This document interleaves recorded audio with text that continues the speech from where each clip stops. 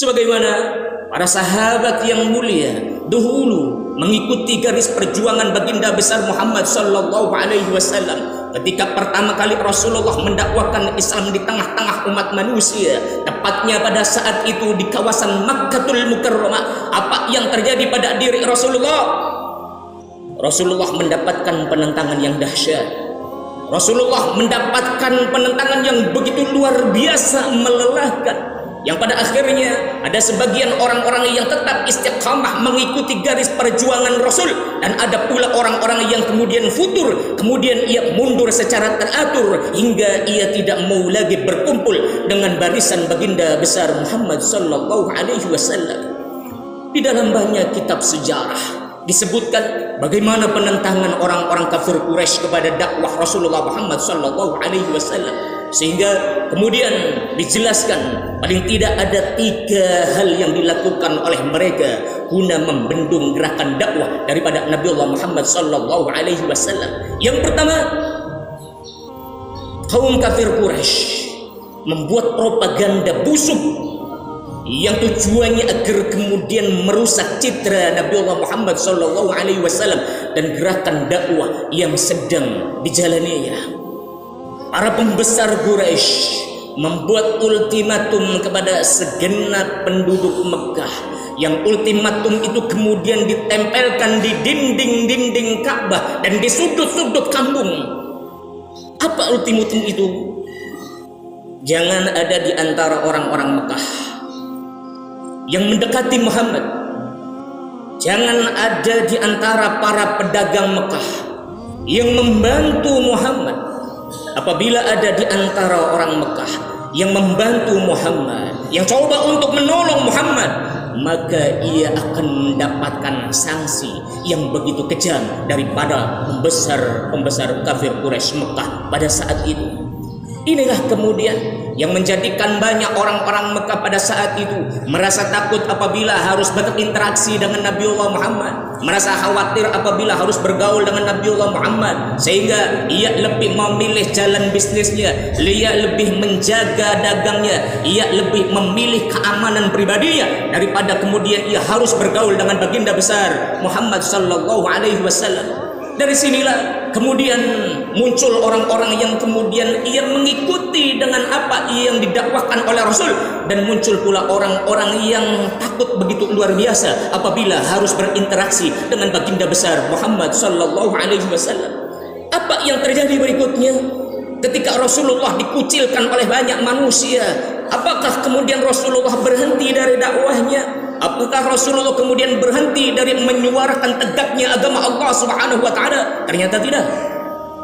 Rasulullah Muhammad sallallahu alaihi wasallam tetap istiqamah mendakwahkan al-haq, mendakwahkan Islam, sekalipun pada saat itu banyak ancaman yang dikeluarkan oleh para pembencinya. Subhanallah wa bihamdi, subhanallahil azim. Dari sinilah ketika para pembesar Quraisy melihat reaksi daripada Rasulullah Muhammad sallallahu alaihi wasallam, yang ternyata ia tetap istiqamah, yang ternyata ia tetap merintis jalan dakwah sekalipun banyak orang yang menjauhinya.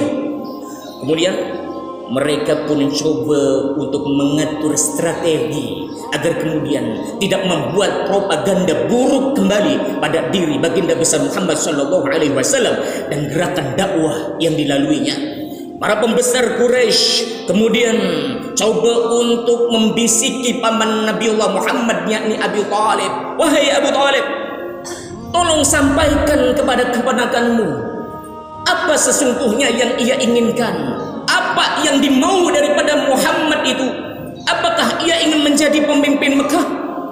Apabila ia ingin menjadi pemimpin Mekah, maka kami akan serahkan tampuk kepemimpinan Mekah kepada Muhammad dengan syarat ia harus berhenti dari mendakwahkan agama Allah Subhanahu wa taala. Atau barangkali keponakanmu itu menginginkan harta kekayaan yang begitu banyak. Apabila itu yang diinginkan oleh Muhammad, maka aku akan kumpulkan semua harta orang-orang kaya yang ada di Mekah dan aku serahkan kepada Muhammad, dengan syarat ia berhenti dari mendakwahkan agama Allah Subhanahu wa taala. Atau barangkali ia menginginkan perempuan yang cantik, ia menginginkan wanita yang manis, maka kami akan cari perempuan yang paling cantik yang ada di kota ini guna diserahkan kepada Muhammad, dengan syarat ia berhenti dari mendakwahkan agama Allah Subhanahu wa taala, dengan syarat ia berhenti mengolok-ngolok, merendahkan adat istiadat tradisi yang sudah turun menurun menjadi sesuatu hal yang biasa di tengah-tengah masyarakat Mekah. Ketika Abu Thalib menyampaikan apa yang disampaikan oleh Abu Lahab, Abu Jahal dan para pembesar Mekah lainnya kepada baginda besar Muhammad sallallahu alaihi wasallam, apakah kemudian Rasulullah menerima tawaran itu?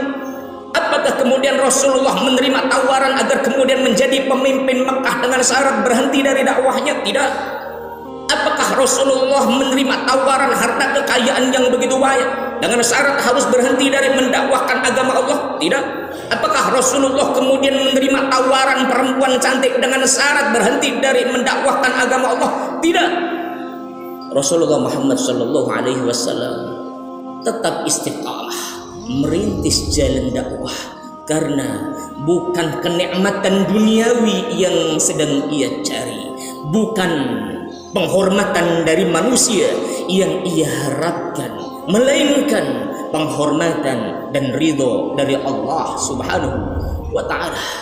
Maka dari sinilah kemudian para pembesar Quraisy merasa geram dengan apa yang dilakukan oleh Muhammad dan para pengikutnya. Sudah berbagai macam cara dilakukan, sudah berbagai macam strategi digunakan, tetap Muhammad dan para pengikutnya istiqamah dalam mengemban dakwah agama Allah Subhanahu wa taala. Apa yang terjadi berikutnya, saudara? Rasulullah Muhammad sallallahu alaihi wasallam setelah diiming-imingi dengan kekuasaan, setelah diiming-imingi dengan harta kekayaan, setelah diiming-imingi dengan perempuan yang begitu rupawan, setelah diiming-imingi dengan berbagai macam kenikmatan dunia, setelah dibuat propaganda buruk kepadanya, fitnah keji yang begitu luar biasa, tetap Rasulullah tidak bergeming, tetap Rasulullah menuju ridho Allah Subhanahu wa taala mendakwahkan risalahnya. Tibalah akhirnya para pembesar Mekah yang durjana melakukan skenario terakhir, yakni tidak ada jalan lain untuk menghentikan Muhammad dan gerakan dakwahnya kecuali ia harus dibunuh dengan begitu kejam. Apa yang terjadi pada diri Rasulullah ketika para pembesar Quraisy menggunakan strategi kekerasan sebagai strategi terakhir untuk menghabisinya, untuk menghabisi gerakan dakwahnya? Apakah kemudian Rasulullah Muhammad SAW berhenti dari mendakwakan agama Allah? Tidak. Hingga pada akhirnya kemudian beberapa sahabat Nabi bertanya kepada Rasul, "Ya Rasulullah, kapan Allah akan menolong kami? Kapan pertolongan Allah akan turun kepada kami?" Maka kemudian Allah pun mengingatkan Rasulullah Muhammad sallallahu alaihi wasallam, "Am hasibtum an tadkhulul jannata walamma ya'tikum mathalul ladzina min qablikum massathumul ba'sa'u wad-dharra'u wa zulzilu hatta yaqula ar-rasul wal ladzina amanu ma'ah mata nasrullah ala inna nasrallahi qarib." Apakah kalian merasa akan dengan mudah masuk ke dalam surganya Allah? Am hasibtum an tadkhulul jannata walamma ya'tikum mathalul ladzina min qablikum, padahal belum datang kepada kalian sebagaimana nasib yang dialami oleh umat-umat sebelum kalian, nabi-nabi sebelum kalian, rasul-rasul sebelum kalian. Masathumul ba'sa wad-dharra wa zulzilu hatta yaqula ar-rasul walladzina amanu ma'ahu mata nasrullah. Mereka para pengemban dakwah, para rasul, para anbiya, mereka mendapatkan nasib yang begitu tragis. Mereka mendapatkan nasib yang begitu pedih mereka harus berhadapan dengan orang-orang jahat, mereka harus berhadapan dengan orang-orang yang durjana, mereka berhadapan dengan para pelaku kemaksiatan, bahkan mereka harus berhadapan dengan para penguasa yang begitu mengagungkan hawa nafsunya. Sehingga kemudian orang-orang yang beriman bertanya kepada Rasul, "Mata nasrullah?" Kapan pertolongan Allah itu akan datang? Ala inna nasrallahi qarib. Ketahuilah, sesungguhnya pertolongan Allah itu sangat dekat. Ikhwafillah, hadirin jamaah Jumat yang dimuliakan Allah Subhanahu wa taala. Apa yang pernah terjadi pada diri Rasul dan para sahabatnya, dan apa yang disampaikan oleh Allah Subhanahu wa taala di dalam kitab sucinya merupakan satu pelajaran penting bagi kita orang-orang yang mengaku cinta kepada Nabiullah Muhammad sallallahu alaihi wasallam. Mengingat betapa banyak saat ini orang-orang yang pada akhirnya bungkam dari menyampaikan kebenaran karena takut ancaman, karena takut intimidasi, karena takut kemudian di-stop dalam pekerjaannya. Mengaku diri sebagai orang yang cinta kepada Rasul, akan tapi belum benar-benar siap dengan nasib sebagaimana yang dialami oleh Rasulullah Muhammad sallallahu alaihi wasallam.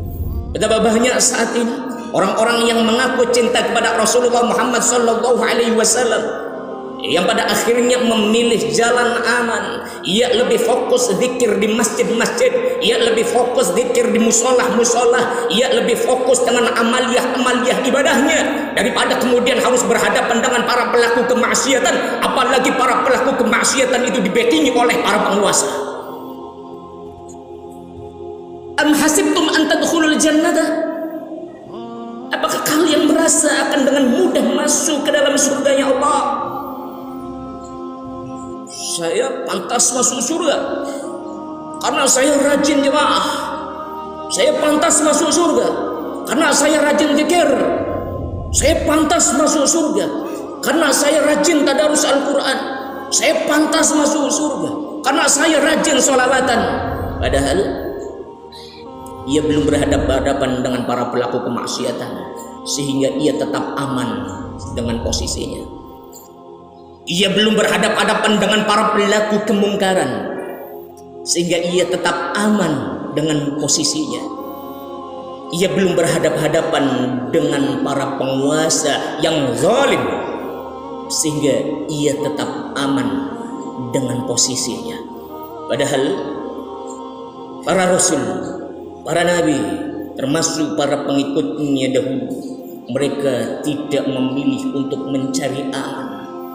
Mereka lebih memilih untuk terjun di medan laga hingga kemudian yang hak dimenangkan oleh Allah Subhanahu wa taala. Itulah nasib para nabi, para rasul, orang-orang saleh, asyuhada, as-suada, al-maqbulin, yang seharusnya ditiru oleh orang-orang yang mengaku beriman kepada Allah Subhanahu wa taala. Saudara-saudara kaum muslimin, jamaah Jumat yang dimuliakan Allah Azza wa Jalla, begitu banyak kemungkaran, begitu banyak kezaliman yang merajalela di tengah-tengah kita. Maka solusi yang sesungguhnya bukan hanya kemudian kita bertahan menjauhkan diri dari keramaian manusia, menjauhkan diri dari keramaian media sosial yang ada. Justru sebaliknya, kita harus terjun di medan laga. Kita sampaikan kebenaran agama Allah Subhanahu wa taala.